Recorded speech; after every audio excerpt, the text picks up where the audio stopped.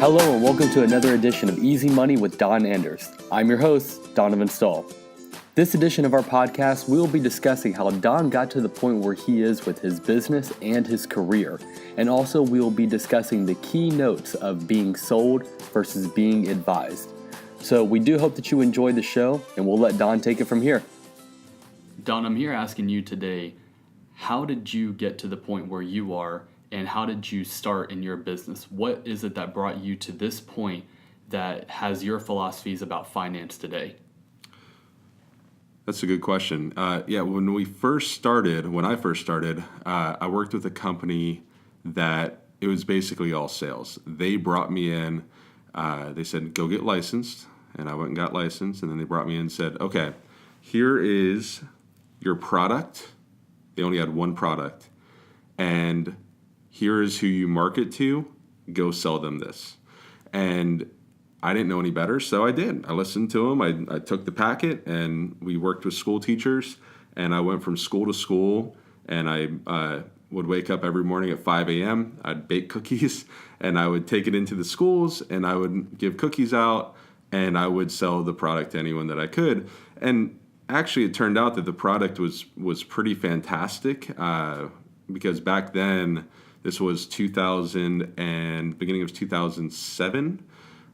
So back then, interest rates were pretty high. It was a 5-year account that paid 7.5% interest. Nowadays, most people would kill for a 5-year account that paid 7.5% interest, but that's all I had. And I quickly learned that there were other things out there. And while it was a good product for some, I didn't really have a choice. So whether you were 25 or whether you were 75, I was telling everyone that this was the best account for them. I didn't care about their needs. I didn't care. For me, it was just, okay, well, let me find people who are unhappy with what they have and push my current, and push my current product on them. So about 3 or 4 months into it, I started to learn that that account wasn't always the best option, wasn't always the best solution for my clients. And He's a busy guy, folks. Yeah, sorry about that. And I started to explore other options. And so then I became securities licensed. Then I became an investment advisor. Then I came up with the 5 needs in retirement, and really started focusing my business not on selling a product, because the whole reason I got into it, before this, I did real estate consulting. So I did appraising and consulting for real estate investors. And while, you can make a good living doing that, it was kind of impersonal. You're going out and looking at a building and assessing it to other buildings. I wanted something more personal. I like meeting with people. I like helping people. I like problem solving, and this just seemed like the perfect fit. And my uncle was already in the business, and he's the one who pointed me in the right direction, and now he's my partner. But so as soon as I realized, hey, let's explore, let's go with the way that we can always do the best thing for our clients. If they're 35 or if they're 65, we can offer them different things and just be fiduciaries, do what's best for those clients in all situations. I can see that. And I know we've stressed this in the past and we've talked about it numerous times. When you were first starting out, those sales, you were just pushing it to multiple people. That goes completely against everything that you all do today as individual, customized, specialized needs for each client. Correct? Yeah, it's the complete opposite. And it's sad because most people, when they invest, in 401ks and 403bs, they don't have a lot of options. They go with whatever's set up for them because the employer dictates what is available to them for those. And usually, not all the time, but usually the people who are representing those plans are employees of those companies, and they have to represent those plans. And they're not doing anything malicious. But that's what they do. That's who pays their salary. That's who they have to represent. So, we were with working with ING, so which is now Voya, and so we recommended ING. And if you work directly with MetLife, that's what you're going to represent. And not that either of those are bad accounts. It's just you can't look at one size fits all. And sometimes they are the best accounts, sometimes they aren't. But if you don't know any better and you don't have any other options, you're going to say that they're the best accounts. It's just the way it is. And you just have to make sure that what you're being offered is the best. And unfortunately, it does kind of fall back on the consumer in that situation, because maybe your advisor doesn't know it's the best.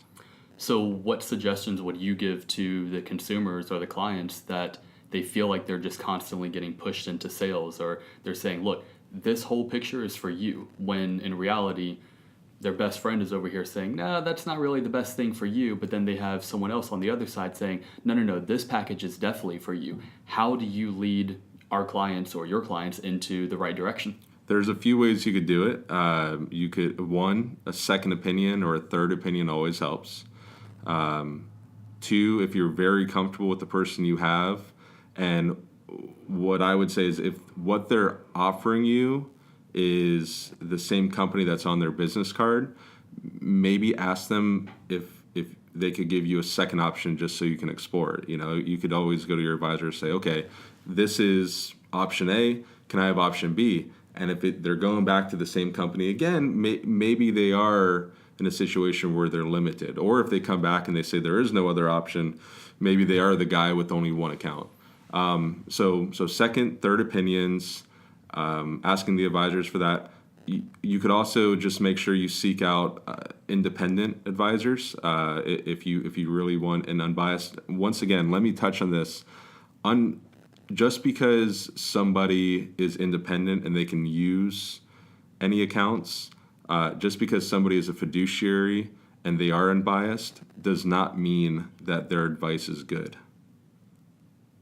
I mean, your mom, when she gives you advice, she's not trying to sell you anything, but she can give you bad advice, or anybody. So just make sure you don't confuse unbiased with good advice. And I know that sounds confusing because we're basically saying, okay, well, don't work with.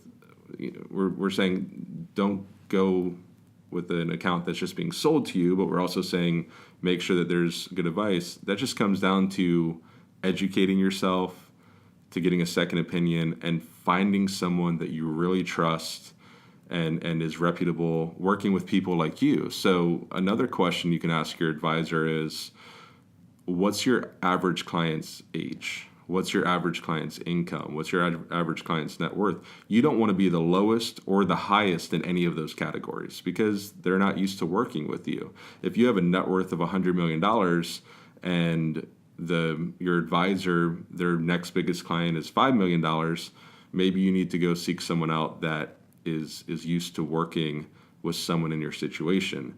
Or if you're 35 and you're a doctor, maybe you need to find someone who specializes in doing that. I know advisors who specialize in working with 35 to 50-year-old doctors.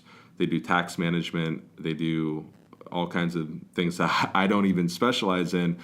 And that wouldn't be a good client for me because I work with 55 to 75-year-old retirees, more on the wealth management side. So just make sure that the advisor you're working with knows you and knows the situation that you're in, because there's so many ways that this business goes. It's just like a doctor or a teacher. If you're a teacher, you're going to be a math teacher, you're going to be a history teacher, you're going to be an early childhood teacher.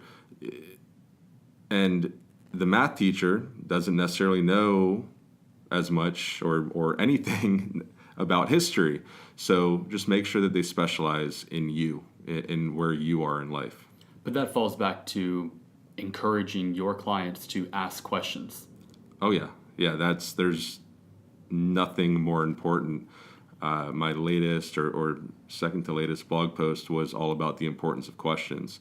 What to ask your advisors, what to because it's important that we ask questions, but it's just as important that you ask questions. So what to ask your advisor, what to ask yourself when you're listening to advice.